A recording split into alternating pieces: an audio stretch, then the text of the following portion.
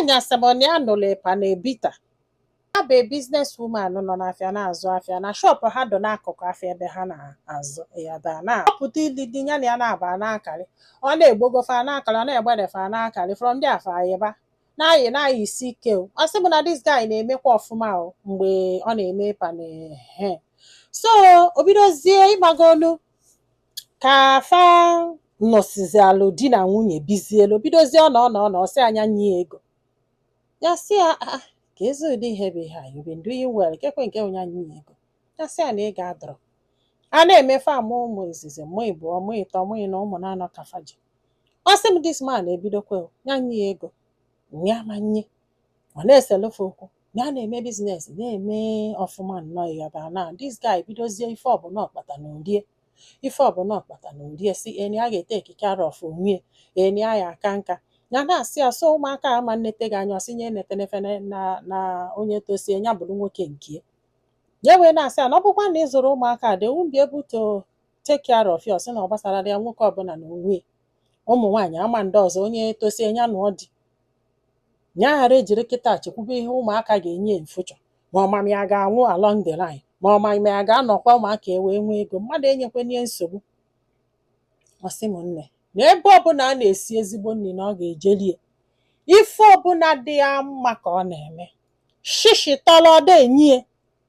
Is not like na ọda akpata ego na ọ kpatasị anya na ebe gie na-abaki nwere ike ịma o nwee ike ọ na-achụgharị ụmụaka mana ya belivụrụ na ego niile na-ana na ụmụaka ọ na-achụgharị nọ na ya ma nzụ ụmụ ya ekpe n'enukpe na ana na ya ma nzụ ụmụ ya. Ụmụ nwaanyị bụ the worst na ya ma nzụ ha na ha bụ ama ndị ọzọ na ya ma waste ego na ụmụ nwaanyị. Ụmụ nwoke bụ onye tote ya jee mụọ Panebita ya jee mụọ mekanik ya adọrọ interested. Nwaanyị asị m nya wee chela ọkpa wee bo n'isi wee zụba ụmụaka skuulu faụ everything na ụmụ ya niile ga university. Di enye n'orie shishi tọla afọ nye amụsịgo ụmụaka wee bido this attitude nne nwere choice nye beketa alili wee jee n'ọta wee si chọkwa ifuru ife nwoke na-eme ya ga-abịa na mgbe a ga-abịa awụ mgbe ụmụaka mebere ọfụma ya ga-emesi eke kwụrụ ya na-azụ ụmụ ya zụsị ụmụ ya. Ọsị bụ na last born ya bụ 24 years now. Ọsị bụ nne na ụmụaka ebidokwe gwebe ego this man ebidokwe pasimaga ọ pụọ n'ụzọ ọ na-agwafa na ya zụchago ụmụ ya na diọkpara ya wee bunetere ya akpa rice diọkpara ya wee gonye ya akwa diọkpara ya wee mee nna osote wee mee nna wee mebi. Ọsị m obi wee bido gbawara ya tụmanya ga-anọlụ enjoy ya na ụmụaka enwebego ego take care of them. Nne ya dụrọ happy. Ndị mmadụ bata ọgba agaje weta mmanya Uchenna gotere. Ndị mmadụ bata ọgba agaje weta mmanya Oke gotere. Nne ya ma nọ watch ya this man ka o lie aka ụmụaka ọjụ na ọma nzụ aka ha ma mme ya wee wopie kot sị na ya anụsigo kafa gbasaa ka o jebele onwe ya chọrọ ịnọ na-afụ all these things. Ewelu na kot wee kpebe ya wee sị na ife a na-ewepụtala di kot bụ na gịnị mee na shishi tọlọ na ọ tịra na ndụ ụmụaka kịta ọ balansi go ka o ribe. Ụmụaka ọ sị ha jee mụọ mekanik ha jee mụọ Panebita ha jee kpowe aja ha jee kwawa baro. Ụmụ nwaanyị ama ndị ọzọ na ya ma nzụ olokịta ọbili n'ọma mme. Ọsị nwoke nwada a na-anasị eni adụ sọrị na ya gọtara na ya dụ nke nna na ya dị ibie Jesus Christ yọbasibe ike si biko na ọ bụkwa na nwaanyị anụnwa ya na ya na-abụ gbasa na ya nwụkwa n'oge elugo eni adụ sọrị ya gbaghalọzi anya kama ka ya bidobe akwụbụ ya obele osikwe nke ọfụrụ nke ya sị na ya chọrọ na ibi achọdebe bụ ka a nọrọ onwe ya ka ya nwa nọrọ onwe ya lie nri ka ọ bụ anya na-arụ bikọs na nne niile ya na-eli na-ekolie na akpịrị ma ya fịa ma ọ na-ata anụ ọ tawara ọ tagburu n'ọkwa ọ na-ata anụ ya na-ekpe ekpere ka ọkpụkpụ gbadie n'olu na ajọ ife niile dị n'ụwa ka a na-ewish this man. Ọ na-eri nne ya na-ekpe ekpere ọkpụkpụ ịgbara ọkpụkpụ fanye ya n'olu elu ụlọ ọgwụ ka ọ ghara ịnata na ọ dịkwa serious. Ọsị m gịnị ha si m nwoke na-ayọ si biko ya dosọrị ya gbaghalụ nna ya sị ya ịmalụ ugboro n'one ntekpu ana na-ayọ gị nyere m aka ịmalụ ugboro n'one nje ya ego ịmalụ ugboro n'one mmere ibe m achọrọ ime just to feed your kids. ịmalụ ugboro n'one mmiri na anwụ nwere ife mere m sị I cross line, nwere lines m cross m achọrọ ikwu ebe a which you don't even know just to raise your kids. Sị na ife na-ewute is that it's not like you don't have that money, but if feeling is ụmụazị is wasting of time. That you have to enjoy your life. You have to enjoy your life. Now, kedu ife ịbịazi ka iri aka ụmụaka na nke ama mme ọsị m nne ekpe n'elu ekpe na ananya ajụ die na-ayọ ọsọ biko si gbaghalị ya enye ama na ya mere ajọ ife esi gbaghalụza anakwa na ignorant na ya ga-amụkwa n'oge elu nke nwa ha wee na ọtụtụrụ fonu kpọọ ụmụ ya bebela ụmụ ya akwa yọbaba ha gbaghalị ya enye ama na nne ha zụrụ ha na biko ha gbaghalị ya na ọkwa mistake anyị etufuzi etufu na ọkwa ofu nna na fama nwekwa ọzọ na fama nna wee besesi ụmụaka isi. Ọsị m nne onye kpọọ ọnyanya asị ya mba, ụmụ ya nke kpọọ ọnyanya asị ya mba, ọ bụ na unu chọọ ka nyanwa nwụọ n'oge elugo ma ọ bụ na unu chọọ ka a ghara ịnọli aka unu ekwene ka ha na nna unu gbasa na anyanwa ga-anwụzi n'oge elugo. agadi nwoke na agadi Chineke ndabụ. Ọsị m nne n'ihe kwere ọ na-akọlụ m ihe a nafụchakwa na nna achị ọchị. This woman was crying. Unu ama ife second son ya mee o jee gbaa mami akwụkwọ na the same court si ya na-ayọ mami ya na ọ nwoke na akwụkwọ ka ya gbalị ya na-ayọ ya biko ife papa ya emenie ya gbaghalụ na faji chukwu ahịa ya gbakọ ihe niile o spendi n'isi ha ka ha kwụọ ya na ya arapụ na papa ha. Unu afụnụ gị ihe ka ọ dị otu. Ọsị m na ya bịa na kọt na-asị ka ekwe ife na-esere ya na nwa. Ọsị ya mama na ọnya gbalị akwụkwọ ya dosọrị na akwụkwọ ọnya gbalị abụrọ na ya gbalị akwụkwọ na ọnya chọrọ iyi ya n'iru kọt ya biko ife papa fe mere ya gbaghalị ya ego no fili no spendi n'isi ha nya kwa onye ya na ha ga-akwụ ya ma ya hapụ na papa ha. Kedu ihe ọ na-achọ ịkụziri ha? Kedu dị famili ọ na-achọ ka sị na ha si ya pụta a broken home?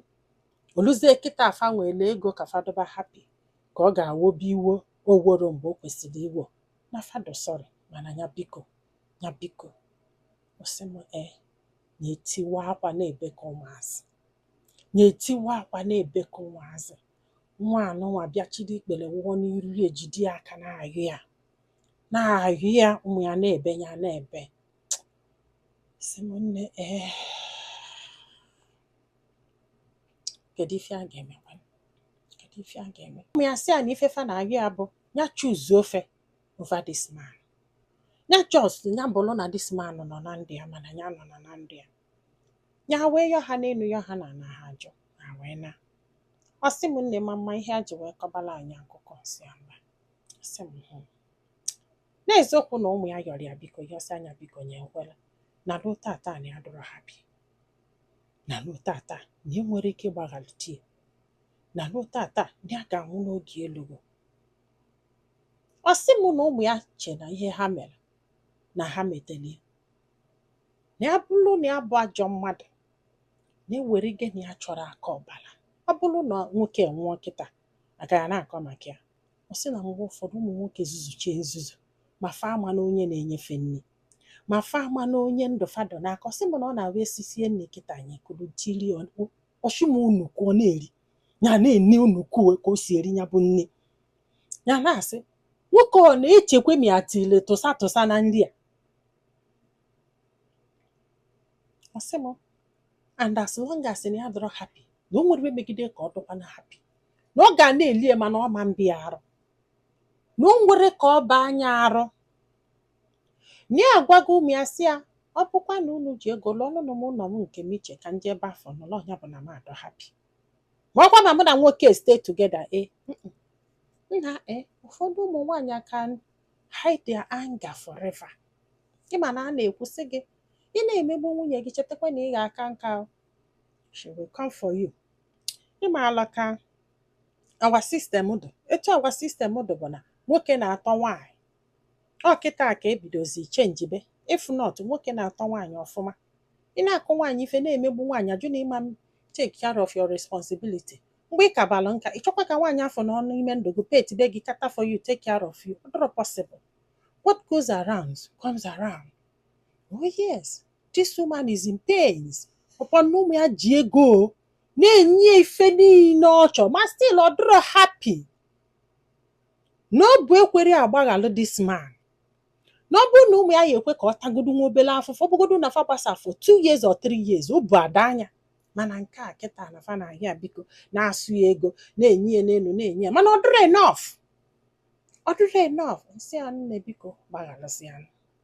Amakwana m na ọ dịrọ izi mana gbaghalụzie. Ọ sị m na nke na-ewokelisi ewo bụ na ya gwa karịa sef eme nganga karịa na-apasị maga na-aṅụ mmanya na-egbogo na-egbede ya da aṅụnụ mmanya ya da aṅụ mmanya. Nwaanyị akalụ nka bụ bie kedu ife o ji eme enjoy ya afọ ụmụ ya ka fado happy na-eme ọfụma ya do happy.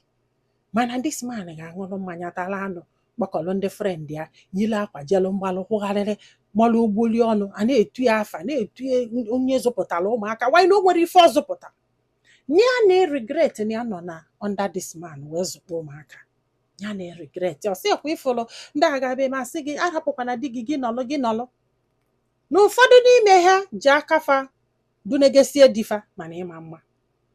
Yes, maka this kind of iwo na-ewie na ọ bụrụ if not for ụmụ ya na okwere control ya na-try ya chizela aka kwee n'ụlọ ụka ya jee morning mass na-eje evening mass na-eje rosemary na-eje nna aja ibie trust ka wee jideta onwe na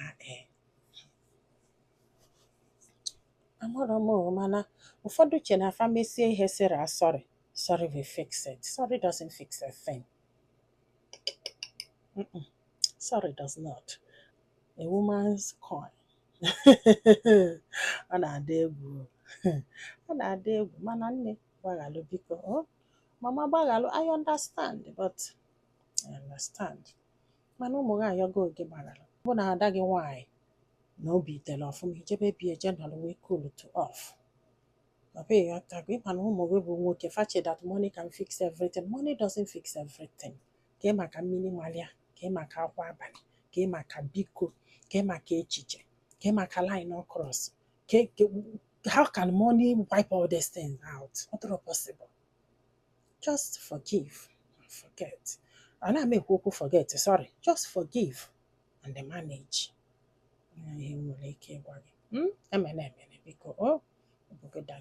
Bye. Daalụ nọ ka dị n'ụbọchị ọzọ.